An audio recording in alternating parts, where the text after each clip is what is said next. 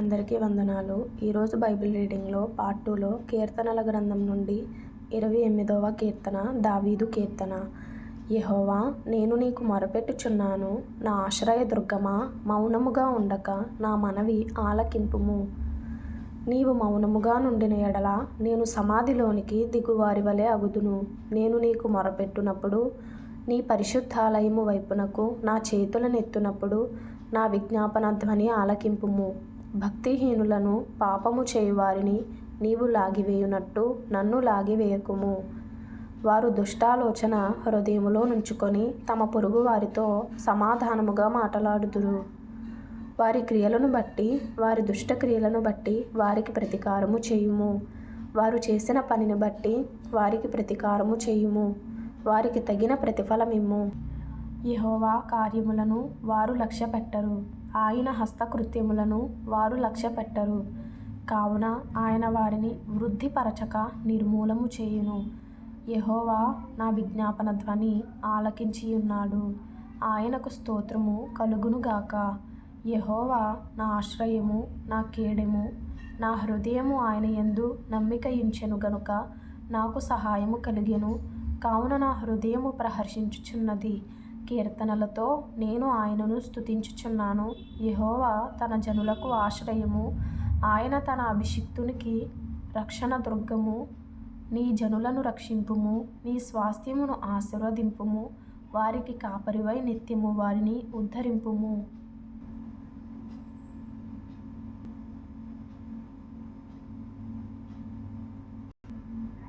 తరువాత మత్తయి సువార్త 28వ అధ్యాయం నుండి.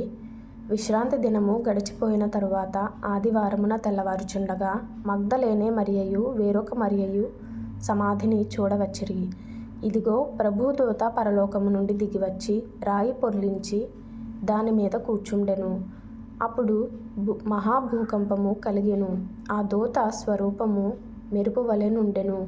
అతని వస్త్రము హిమమంత తెల్లగా ఉండెను. అతనికి భయపడుట వలన కావలివారు వణకి చచ్చిన వారి వలె నుండిరి. దూత ఆ స్త్రీలను చూచి, మీరు భయపడకుడి, సిలువ వేయబడిన యేసును మీరు వెదుకుచున్నారని నాకు తెలియను. ఆయన ఇక్కడ లేడు, తాను చెప్పినట్టే ఆయన లేచియున్నాడు. రండి, ప్రభువు పండుకొనిన స్థలము చూచి త్వరగా వెళ్ళి ఆయన మృతులలో నుండి లేచియున్నాడని ఆయన శిష్యులకు తెలియజేయుడి. ఇదిగో, ఆయన గలిలయలోనికి మీకు ముందుగా వెళ్ళుచున్నాడు. అక్కడ మీరు ఆయనను చూతురు. ఇదిగో, మీతో చెప్పితినెను.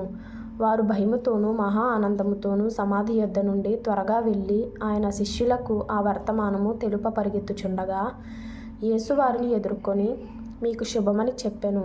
వారు ఆయన యొద్దకు వచ్చి ఆయన పాదములు పట్టుకొని ఆయనకు మ్రొక్కగా, యేసు, భయపడకుడి, మీరు వెళ్ళి నా సహోదరులు గలిలయకు వెళ్ళవలెననియు వారక్కడ నన్ను చూతురనియు వారికి తెలుపడనెను.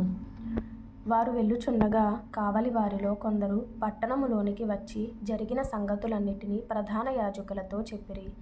కాబట్టి వారు పెద్దలతో కూడి వచ్చి ఆలోచన చేసి ఆ సైనికులకు చాలా ద్రవ్యమిచ్చి, మేము నిద్రపోచుండగా అతని శిష్యులు రాత్రివేళ వచ్చి అతనిని ఎత్తుకొని పోయిరని మీరు చెప్పుడి. ఇది అధిపతి చెవినిబడిన ఎడల మేమతని సమ్మతిపరచి మీకేమీయూ తొందర కలుగకుండా చేతుమని చెప్పిరి. అప్పుడు వారు ఆ ద్రవ్యము తీసుకొని తమకు బోధింపబడిన ప్రకారము చేసిరి. ఈ మాట యూదులలో వ్యాపించి నేటి వరకు ప్రసిద్ధమై ఉన్నది. 11 మంది శిష్యులు యేసు తమకు నిర్ణయించిన గలిలయలోని కొండకు వెళ్ళిరి. వారు ఆయనను చూచి ఆయనకు మ్రొక్కిరి గాని కొందరు సందేహించిరి.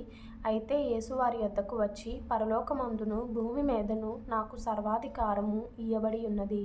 కాబట్టి మీరు వెళ్ళి సమస్త జనులను శిష్యులనుగా చేయుడి. తండ్రి యొక్కయు, కుమారుని యొక్కయు, పరిశుద్ధాత్మ యొక్కయు నామములోనికి వారికి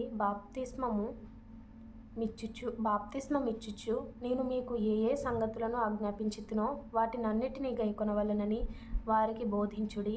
ఇదిగో, నేను యుగ సమాప్తి వరకు సదాకాలము మీతో కూడా ఉన్నానని వారితో చెప్పాను. ఆత్మీయంగా బలపడే వారికి ఈ వీడియోస్ ఉపయోగకరంగా ఉంటాయని నమ్ముతున్నాను.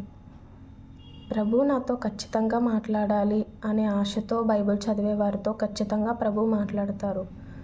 మొదట ఒక చిన్న ప్రార్థన చేసుకొని, ప్రభువా నాతో మాట్లాడు, నా సమస్య ఇది అని ప్రభు దగ్గర చెప్పుకున్నప్పుడు ఖచ్చితంగా దాని నిమిత్తం ప్రభు మాట్లాడతారు. అలాగే నేను వ్యక్తిగతంగా ప్రార్థన చేసుకొని ప్రభువుని మాట్లాడమని అడిగినప్పుడు నాతో మాట్లాడిన మాటలు ఇవి. నేను యెహోవాను, నేను నీతో చెప్పినది యావత్తు నీవు ఐగుప్తు రాజైన ఫరోతో పలుకుమని మోషేతో చెప్పగా. కీర్తనల నుండి. యెహోవా నా ఆశ్రయము, నా కేడెము, నా హృదయము ఆయన యందు నమ్మిక ఉంచెను గనుక నాకు సహాయము కలిగెను. కావున నా హృదయము ప్రహర్షించుచున్నది. మత్తయి సువార్త నుండి. అయితే యేసు వారి యొద్దకు వచ్చి, పరలోకమందును భూమి మీదను నాకు సర్వాధికారము ఇయ్యబడి ఉన్నది. కాబట్టి మీరు వెళ్ళి సమస్త జనులను శిష్యులనుగా చేయుడి. తండ్రి యొక్కయు కుమారుని యొక్కయు పరిశుద్ధాత్మ యొక్కయు నామములోనికి వారికి బాప్తిస్మమిచ్చుచు, నేను మీకు ఏ ఏ సంగతులను ఆజ్ఞాపించితినో వాటినన్నిటినీ గైకొనవలెనని వారికి బోధించుడి. ఇదిగో నేను యుగ సమాప్తి వరకు సదాకాలము మీతో కూడా ఉన్నానని వారితో చెప్పెను. ఆమేన్. ప్రభు మీకు తోడైయుండును గాక.